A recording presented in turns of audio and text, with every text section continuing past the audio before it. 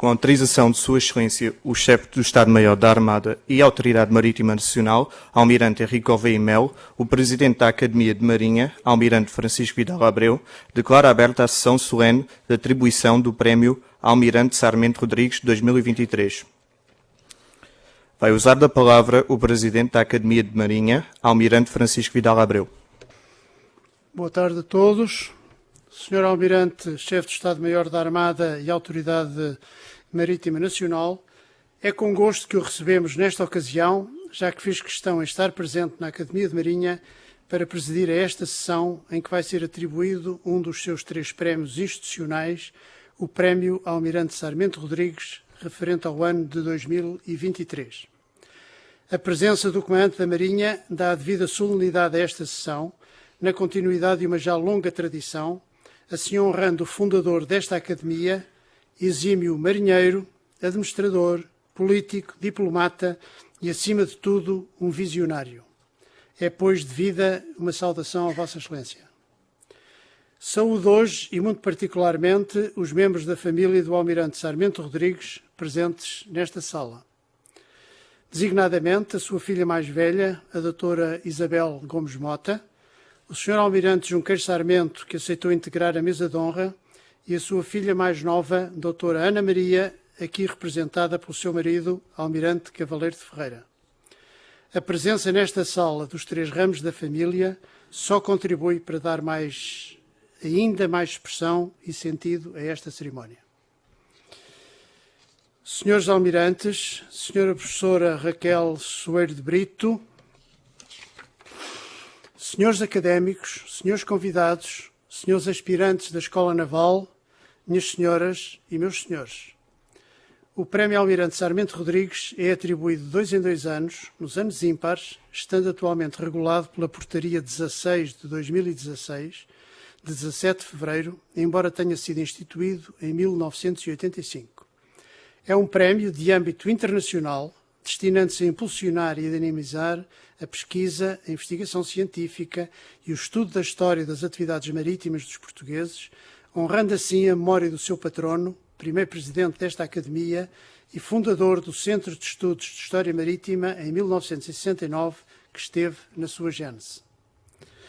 O prémio, já na sua 18ª edição, é constituído por um diploma e por uma quantia pecuniária de valor fixado por despacho do Chefe de Estado-Maior da Armada, e para a apreciação e classificação dos trabalhos foi constituído um júri com a seguinte composição. Presidente da Academia de Marinha que preside, tendo por vogais os 2 vice-presidentes, 2 representantes das Academias de Ciências de Lisboa e da Academia Portuguesa da História, 2 membros eméritos ou efetivos da Academia de Marinha, a convite do Presidente, e ainda o Secretário-Geral desta Academia, que desempenha as funções de Secretário do Júri. Aproveito a oportunidade para agradecer aos representantes da Academia das Ciências de Lisboa e da Academia Portuguesa da História, que em 2023 entregaram o júri, os senhores professores Henrique Leitão e Armando Martins, respectivamente, bem como aos vogais convidados, a senhora professora Ana Paula Avelar e o senhor comandante Rodrigues da Costa, pelo trabalho realizado e pelo apoio dado à Academia de Marinha.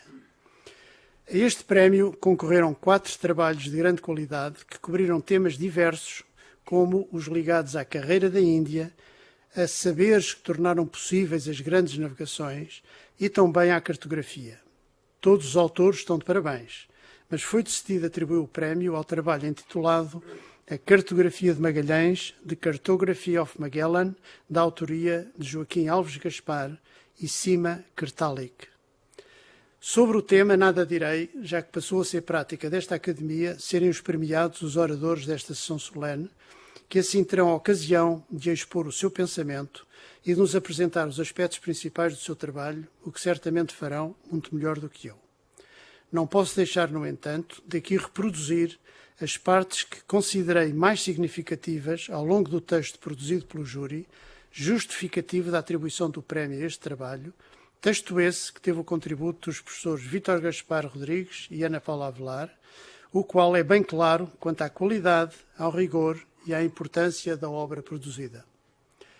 E passo a citar.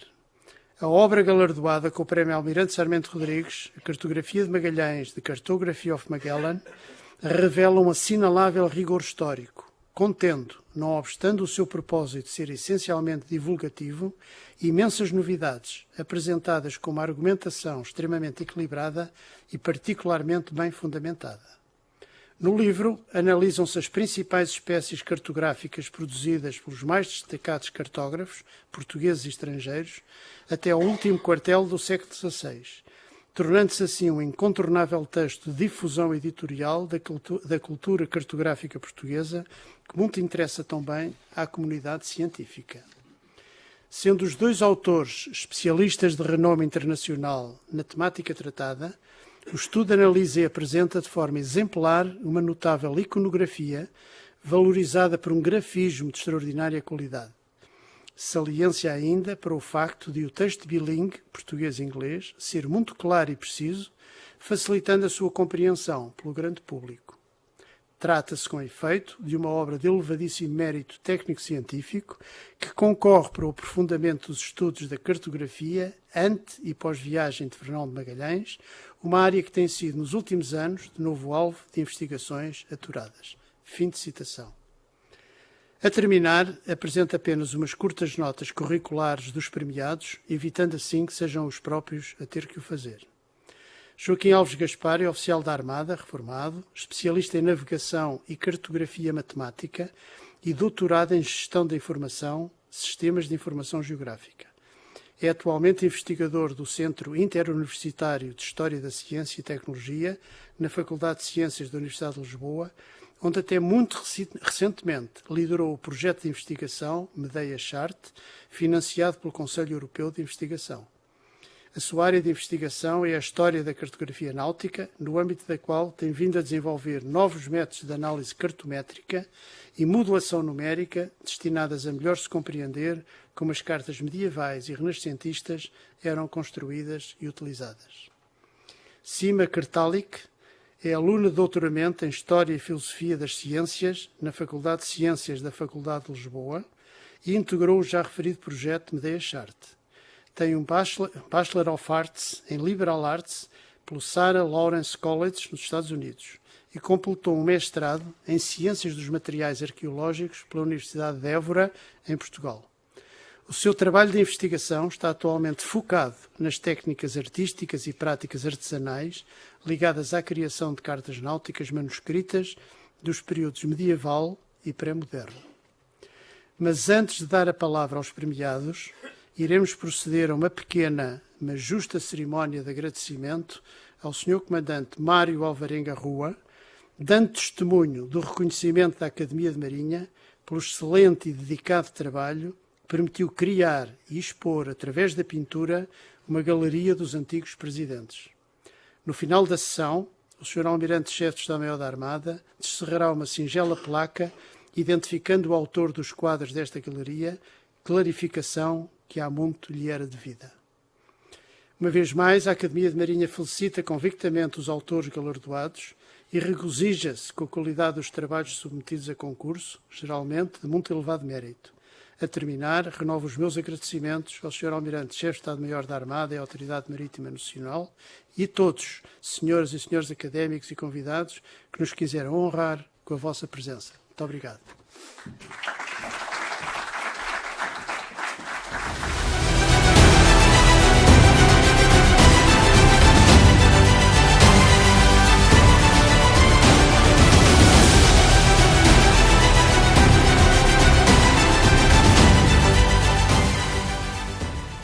Vai proceder-se à entrega do Prémio Almirante Sarmento Rodrigues 2023 à obra Cartografia de Magalhães, The Cartography of Magellan, de Joaquim Alves Gaspar e Sima Kertalik. Solicita-se a presença dos autores.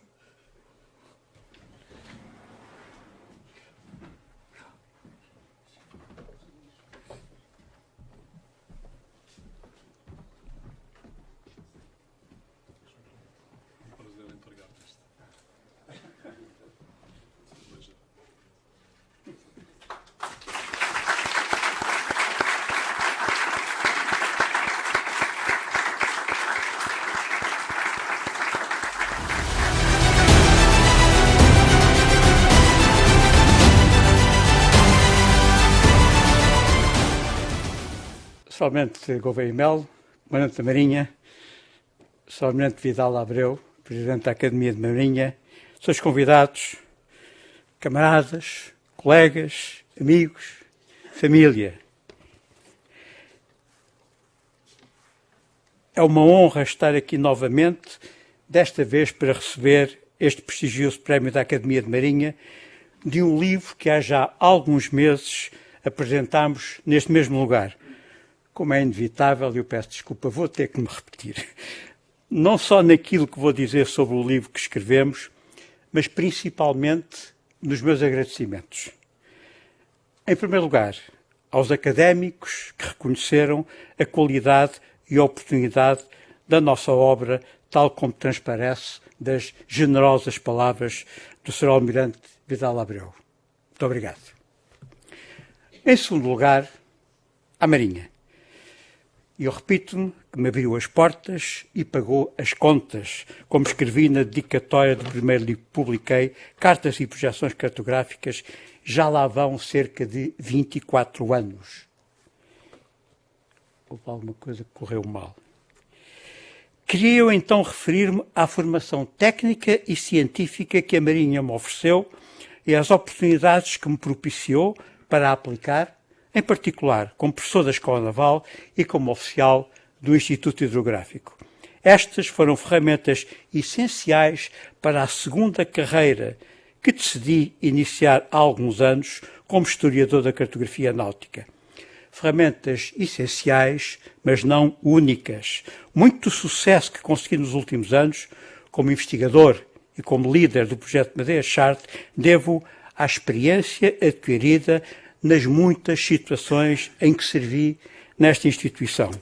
Experiência como navegador, como técnico, como professor, mas também como gestor e como líder. A este respeito, devo dizer que não é assim tão diferente dirigir pessoas e recursos no ambiente militar e no ambiente académico. Antes de dizer algumas palavras sobre o livro, quero ainda reconhecer o trabalho da Sara, a autora do design da capa, e do Romeu, revisor implacável do texto. Muito obrigado. Este livro, como já foi dito, foi produzido no âmbito do projeto Medea Chart, financiado pelo Conselho Europeu de Investigação, que decorreu na Faculdade de Ciências da Universidade de Lisboa entre junho de 2017 e maio de 2023. Dificilmente poderia ter sido concebido sem a dinâmica intelectual gerada pela nossa equipa ao longo de 6 anos de atividade. Quero deixar aqui o meu reconhecimento pelo trabalho de todos vós, trabalho realizado durante os 6 excitantes anos do projeto. Uma nota especial é devida ao nosso menino de ouro, a base de dados Medea Chart, atualmente disponível para qualquer pessoa no mundo com acesso à internet, sem a qual este livro certamente que não poderia ter sido escrito. O livro A Cartografia de Magalhães começou como um projeto muito modesto, quando a Shima e eu resolvemos aproveitar alguns dos 52 textos que foram escritos para a série Carta da Semana, no nosso projeto, durante o ano 2021, série essa que ainda está disponível na internet. No entanto, a ideia inicial rapidamente se tornou mais e mais ambiciosa. Digamos que o próprio projeto tomou conta de nós, em vez de sermos nós a tomarmos conta do projeto. Quando nos apercebemos de que para contar bem a história, teríamos que ir bastante mais fundo, quer no conhecimento das cartas antigas, quer no contexto histórico em que elas foram produzidas. Nova investigação tornou-se então inevitável, incluindo visitas a museus e a arquivos. E muitos dos 34 capítulos de livros contêm resultados originais. Mais adiante falarei de alguns deles. Desde o início da ideia, o objetivo do livro foi sempre dar a conhecer a cartografia náutica direta ou indiretamente relacionada com a viagem marítima mais extraordinária de todos os tempos, a missão de Magalhães e Elcano, que uniu a Europa ao Sudeste Asiático através do Oceano Pacífico e conduziu à primeira circunnavegação do globo. Muitas narrativas textuais da missão chegaram aos nossos dias. No entanto, não menos importante é o testemunho registado nas cartas e mapas preparadas antes e depois da sua realização, razão pela qual designámos este livro por Cartografia de Magalhães. Embora essencialmente dirigido a um público não especializado, o livro contém também matéria de interesse para os académicos, historiadores, sobretudo. No que diz respeito à história dos descobrimentos, baseámos-nos, sobretudo, na extensa bibliografia secundária disponível e evitámos tomar partido em questões polémicas não imediatamente relevantes para o tema do livro. Eu dou um exemplo. Por exemplo, Pedro Álvares Cabral já sabia do Brasil ou não sabia quando o descobriu, que é uma questão que continua em aberto, aparentemente. Uma abordagem diferente foi utilizada no tratamento das questões diretamente relacionadas com a cartografia náutica, em que se avaliaram diferentes perspectivas e, em alguns casos, se propuseram conclusões originais.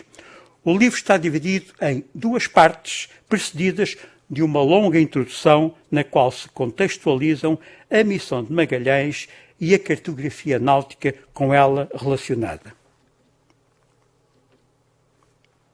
A primeira parte trata da cartografia do Atlântico e do Índico, produzida até 1519, a data da partida da Esquadra de Magalhães, onde se ilustra a evolução do conhecimento geográfico no período que precedeu a viagem. A segunda trata do reflexo da viagem na cartografia europeia. O livro está organizado em 34 capítulos, cada um dedicado a uma carta ou um atlas específicos. O último capítulo, o epílogo, sintetiza a evolução da representação do Sudeste Asiático e das Molucas ao longo do século XVI. Vou-vos contar então algumas novidades que aparecem neste livro, de um modo um bocadinho mais informal. Uma delas, pensava-se até há bem pouco tempo que o primeiro planisfério náutico produzido depois do planisfério de Cantino, que foi feito em 1502, só tinha sido feito em 1545 por um certo Pero ou Pedro Fernandes. Nós provamos o contrário. Analisando com cuidado os atlas portugueses produzidos durante o século XVI, nós conseguimos demonstrar que, na sua larga maioria, esses atlas tinham sido compilados, feitos, desenhados, com base em planisférios que já existiam. Este é um bom exemplo. Um atlas de 26 cartas, do meu homónimo Gaspar Viegas, ou ele atribuído, produzido cerca de 1537. Vejam como a coincidência das várias cartas é perfeita. Gaspar Viegas produziu 2 atlas que estão ambos em Itália e que são muito semelhantes entre si. Reparem naquelas linhas, as 2 linhas vermelhas verticais representam o antimeridiano de Tordesilhas, isto é, os limites que definiam os territórios portugueses e espanhol, à luz do Tratado de Tordesilhas. Aquela linha azul representa a longitude das Molucas, representada neste atlas de Gaspar Viegas, corretamente dentro do hemisfério português. Um outro exemplo é este belíssimo atlas do cartógrafo português Diogo Homem, que trabalhou, tanto quanto eu sei, sempre no estrangeiro. Primeiro em Inglaterra, em Londres e depois em Itália.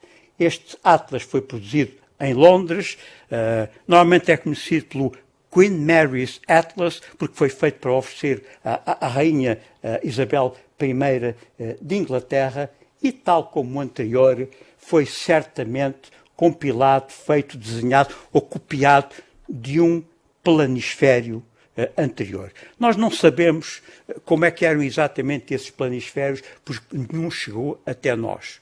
Podiam ser ou simplesmente só com as linhas de costa, e nomes geográficos e linhas essenciais, ou seja, serviam como uma carta padrão, ou podiam também ser planisférios, enfim, sumptuosos como estes, feitos para oferecer a altos dignitários. Mas, como eu disse, nenhum destes planisférios nos quais se basearam os atlas chegou aos nossos dias. Um outro exemplo belíssimo, que é o planisfério, que é o Atlas de 13 cartas de Lázaro Luís, que está entre nós, que está conservado na Academia das Ciências de Lisboa. Reparem na perfeição do desenho, reparem no cuidado com a decoração, o que indicia, obviamente, que este Atlas não foi produzido, como nenhum dos outros, aliás, não foi produzido para conduzir a navegação no mar, mas sim para estar numa biblioteca ou casa de alguém importante. Muitas das pessoas cultas e ricas da época interessaram-se muito pela expansão marítima levada a cabo por espanhóis e portugueses, e essa curiosidade era também satisfeita através dos atlas náuticos que eram produzidos pelos cartógrafos para vender.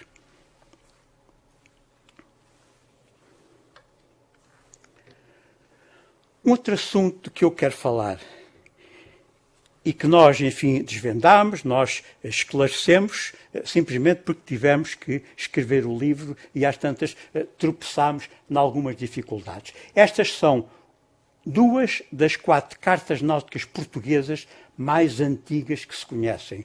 Uma carta de Pedro Reinel, assinada por Pedro Reinel, de que se desconhece exatamente a data, foi feita entre 1484 e 1492, representa as costas ocidentais da Europa e a costa da África, e uma carta de Jorge de Aguiar, completamente diferente, não só na cobertura geográfica, mas também na decoração muito mais sumptuosa. Estas cartas, que parecem tão diferentes entre si, têm, no entanto, 2 aspectos comuns e que são muito significativos. Em primeiro lugar, têm a mesma escala. Portanto, eu tentei pôr exatamente na mesma escala aqui no slide também, o que é muito significativo para o assunto que eu vou falar em seguida, que é o padrão real português. E, em segundo lugar, como alguns de vós já repararam, parte da linha de costa, tanto numa carta como na outra, não coube dentro dos limites do pergaminho. Uma linha de costa maior, no caso na carta do Pedro Reinel, e uma linha de costa menor, que vai só até ao Golfo da Guiné, na carta de Jorge de Aguiar. A nossa pergunta foi: por que é que isto foi feito? Várias explicações têm surgido, desde, pelo menos, Armando Cortesão e, antes dele, para a razão desta aparente anomalia. Eu penso que temos dado uma solução válida ou explicativa, que é o facto de o padrão real, na altura, na época em que estas cartas foram produzidas, era feito exatamente na mesma escala. E nós verificámos que não só estas cartas portuguesas, as 2 mais antigas, como outras cartas portuguesas do mesmo período e até cartas maiorquinas anteriores, comungavam da mesma escala. O que significa que estas cartas foram copiadas deste mesmo padrão real. Ora bem, se o Pedro Reinel, que ia representar a costa africana até ao rio Congo, como está ali, e queria copiá-lo do padrão real, ele tinha 2 hipóteses. Ou reduzia a escala, que era uma operação complexa e onde se perdia muita informação, ou acrescentava uma nova folha de percaminho, ou ia pela solução mais simples, que era pôr no interior de África a parte que faltava da costa da África. O mesmo aconteceu, embora em menor escala, com a carta de Jorge de Aguiar. Só bastante mais tarde se começaram a construir padrões em Portugal com escalas ligeiramente menores, no fundo, para dar resposta ao facto das explorações ao longo da costa da África iam avançando de ano para ano.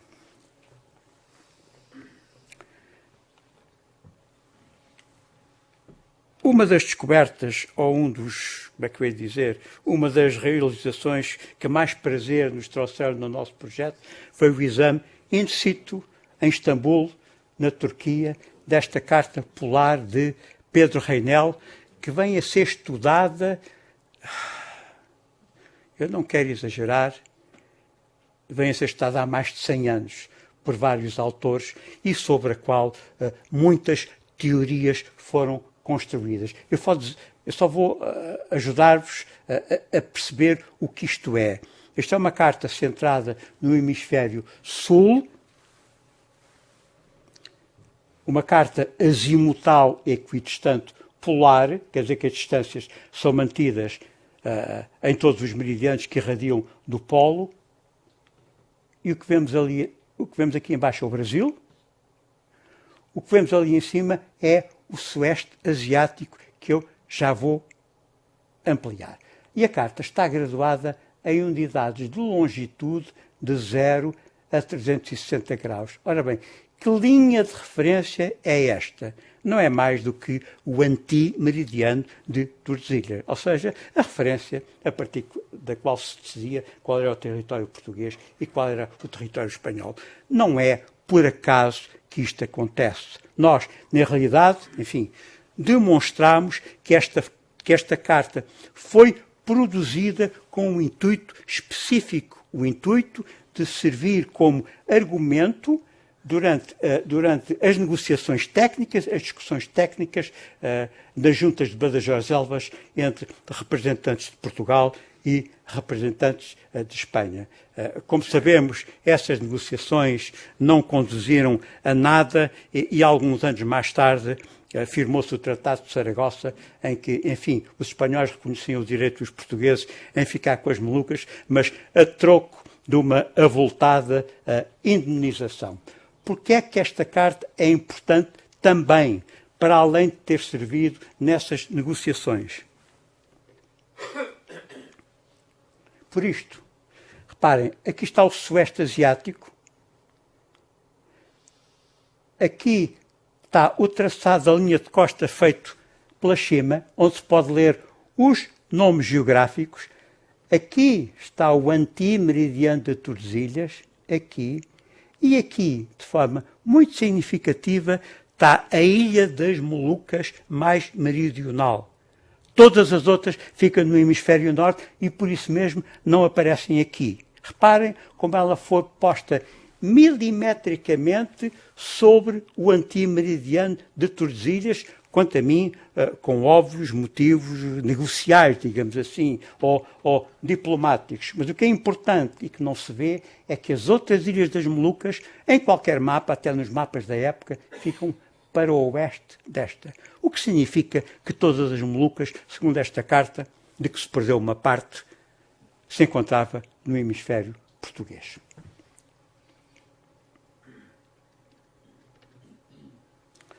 Outra razão pela qual a carta é importante, porque pela primeira vez é representada cartograficamente a parte mais meridional da América do Sul, desde o Rio da Prata, aqui, até ao extremo sul, àquilo que nós hoje designamos por Estreito de Magalhães. Reparem, está aqui uma parte ampliada onde se pode ler: esta terra descobriu Fernão de Magalhães. Mas o pormenor significativo que eu gostaria que reparassem é que o Estreito de Magalhães não é representado. Porquê? Pela simples razão que não tinha sido atravessado ainda. Esta carta foi elaborada com base na informação fornecida pela nau Santo António, que desertou da esquadra de Magalhães, quando a esquadra se encontrava aqui, e chegou a Sevilha, enfim, algum tempo antes da nau Vitória ter lá chegado. Ora, essa informação trazida pela nau Santo António, cujos tripulantes, cuja guarnição não sabia, obviamente, que havia um Estreito de Magalhães, serviu para Pedro Reinel, em Lisboa, elaborar esta carta polar, juntamente com toda a outra informação que, entretanto, lhe surgia das navegações portuguesas. Finalmente, A última parte do livro, no epílogo, nós falamos um pouco sobre a posição das Molucas em longitude na cartografia do século XVI. Começando com este planisfério de Kunzmann IV, que muitas vezes é chamado o Mapa de Magalhães, foi um planisfério também feito por Pedro Reinel e que foi oferecido a Carlos I de Espanha, ao imperador Carlos V, como argumento, digamos assim, para ele aceitar fazer a viagem até a uma carta impressa de Wright Molyneux, feita na projeção de Mercator de 1599. O que nós temos aqui são distâncias longitudinais medidas entre Lisboa e vários pontos ao longo da rota oriental que vai até às Molucas. O Cabo das Agulhas, no extremo sul da África, o Cabo Guarda-Foi, onde é a Somália hoje em dia, o Cabo Camorim, que é a parte sul da Índia, e as Molucas. O que temos aqui a cinzento são as distâncias longitudinais corretas, que hoje conhecemos como corretas. Agora repare, aqui estão os símbolozinhos que são as bandeiras dos países, que representam a origem destas várias cartas. Eu vou assinalar as cartas portuguesas. Se verificarem com atenção, em todas as cartas portuguesas, as Molucas estão situadas não só a ocidente do antimeridiano de Tordesilhas, ou seja, no hemisfério português, mas algumas delas muito próximas da sua longitude correta. O que indicia que em algumas destas cartas foram utilizadas observações astronómicas de longitude. Reparem agora em algumas cartas espanholas ou cartas europeias baseadas nos padrões espanhóis. Convém dizer que, nesta época, depois da viagem de Magalhães, a cartografia que ditava as normas, a cartografia padrão da Europa, deixou de ser a cartografia portuguesa e passou a ser a cartografia espanhola. Portanto, e era com autoridade nessa cartografia espanhola, em particular nos grandes planisférios náuticos que foram produzidos na Casa de la Contratación, que muitos cartógrafos europeus fizeram as suas cartas. Reparem nos grandes exageros de algumas das representações. Por exemplo, aqui, na carta de Nuno Garcia de Toreno, que foi a primeira carta náutica produzida depois da chegada da nau Vitória a Sevilha. Na carta de Juan Vespucci, na carta de Majol, que era italiana, sobretudo na carta de Alonso Santa Cruz, de Sancho Gutierrez, etc. Enfim, houve manipulações cartográficas tanto do lado de Espanha como do lado de Portugal. Do lado de Portugal, provavelmente só na área do Brasil. Mas estas manipulações, no caso das Molucas, estão, digamos, um bocadinho exageradas.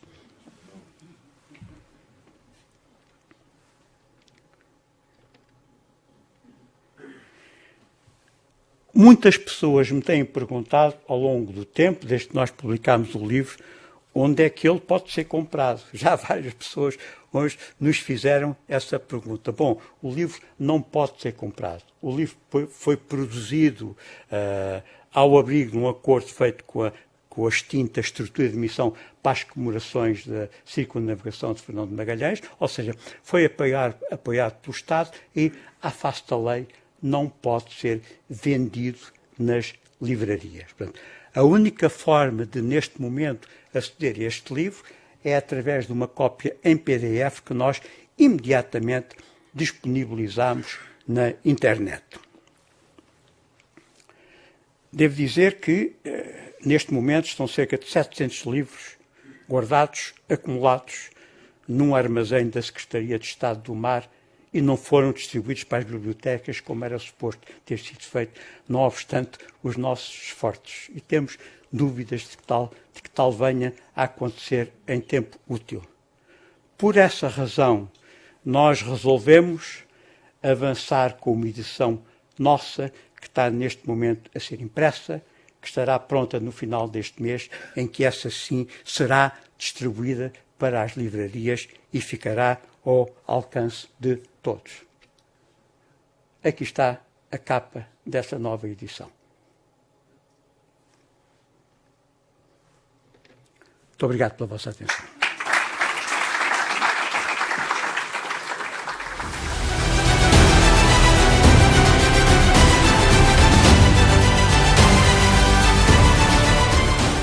Sorry, can everyone hear me?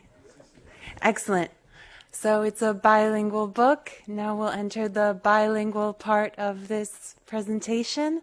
I'm very sorry that I can't speak Portuguese. I think you would thank me, though, if you heard me try. So we'll keep it in English. So Joaquin did all of the heavy lifting with this presentation. I'm just going to talk about some of my contributions to the book that were more nice for me. And specifically also talk a little bit about the fieldwork involved in writing this book. So one of the difficulties with reconstructing the cartographic history before and after the circumnavigation is the fact that a lot of charts haven't survived until this day. And so we're kind of filling in the gaps as we can. And there's 3 really good strategies if you're a chart and you don't want to be destroyed and you'd like to make it several hundred years, that you can adopt. The first of them is to stay on land. The second is try to get into a library, if possible in a book. And the third is to be very beautiful. And because a lot of the charts we studied are those beautiful kind of charts, I was asked, since I have a background in art history and painting, to have a look at them and maybe make some comments, some modest contribution about the stylistic aspect, some aspects of production, etc. And so the first step in my research for the book was looking very closely at the high-resolution images of charts that we have, and then making with Joaquin strategic choices about where to do in situ research to look at the charts in person. And this is kind of the setup you end up with when you're looking at charts in person if you're me. You have a chart with all kinds of random apparatuses to keep it open. My microscope, computer, this is my little note sheet, and what we're looking for when we're looking in person is stuff that you can't see on the high-resolution images. That could be illegible place names. It could be painting sequence. It could be, for example, here, underneath the paint, we can see coloring notes left by the cartographer to a collaborator who did the coloring and embellishment. Or on this Viegas chart, for example, the prick marks at the latitude scale, or dry point markings from somebody later taking a tracing of a chart. That's from the Cornaro Atlas, which is discussed in the book. Or prick marks indicating that this chart was used as a pattern. This is from a Martellus chart, a world map, that's also treated in this book. So what brought me into the project of writing this book was to put more of an art historical look at the cartography. But what kept me interested and caused this to get a bit deeper was the surprises that I kept finding. And the first of those, I'll just tell you about 2, keep it short if possible, is related to this beautiful planisphere, which you guys have a copy of, a manuscript facsimile, it looks like, on the wall. But what I'm going to show you was not noticed by the artist who made the facsimile, and he didn't include it. So I was interested in this mainly from the calligraphy standpoint, because this is a chart where also the lettering is done very beautifully and thoughtfully, and there's a kind of system of 3 echelons of lettering. In the first place, you have these very large labels for oceans, tropics, etc. Then moving down a tier, you have italics for some countries, some seas, whatever. And then you have the typical coastal toponyms like you see on a normal nautical chart, all arranged perpendicular to the shoreline and in black and red. And as I was looking at this lettering in detail, I noticed something a bit peculiar, and this is the thing which is not on the facsimile, which is that next to all of these large labels, as well as some of the italics ones, there are tiny little numerals. And I was at first completely puzzled, what are these numbers? What do they signify? Until I realized that where there's a label that repeats, for example, a label of the Tropic of Cancer, right, that might repeat in two places, the number is the same. So as it turns out, in making this monumental planisphere, Lope Ohman must have had a collaborator, a calligrapher, who he gave a list with numbers, with labels, and then it was finished by him. We've known for some time that in certain fancy atlases, a cartographer who's not very good at painting might have a miniaturist come in to do some decorations.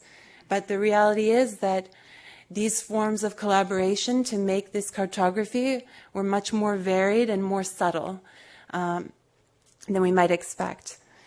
The second example I'm going to give you of a finding that was interesting to me relates to a cartographer who, on his face, probably shouldn't have any place in this book. That is the 16th century cartographer Battista Agnese. He was operating in Venice, and mostly his claim to fame throughout the mid-16th century was producing atlas after atlas, almost a mass production situation. Beautiful works that got bought as presents and handed around between dignitaries. This is not cutting edge. This is not at the forefront of what's happening in the Iberian expansion, nothing like that. But I have a particular fondness for him because I'm interested in art history, I'm interested in production methods, so I'm always looking at his work. And when I was in the British Library at one point, I noticed a kind of curious aberration on one of his charts of the Pacific, which you see here. Here you have the island of Halmahera and the Moluccas, and on the Agnese chart, there it is, the Moluccas, but what is this? You have Gilolo, and then you have this other island, which looks like a kind of twin.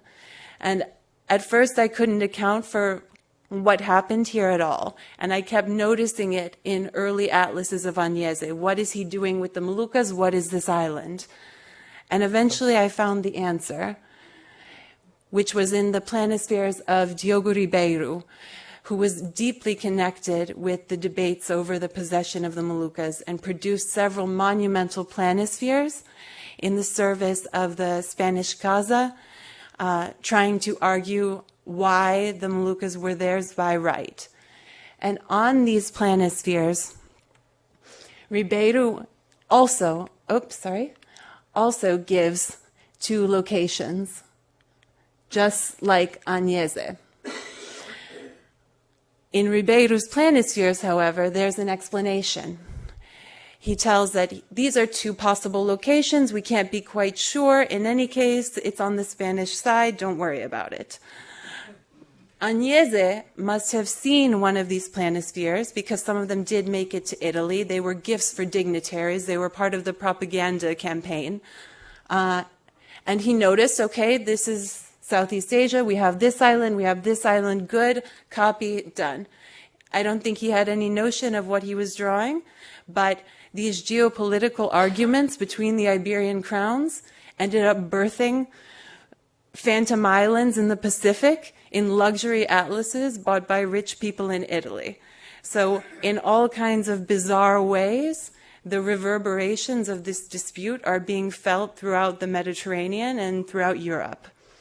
And the final image I'd like to leave you with is a chart at the British Library by Pedro Reynel, it's not signed, made around 1522.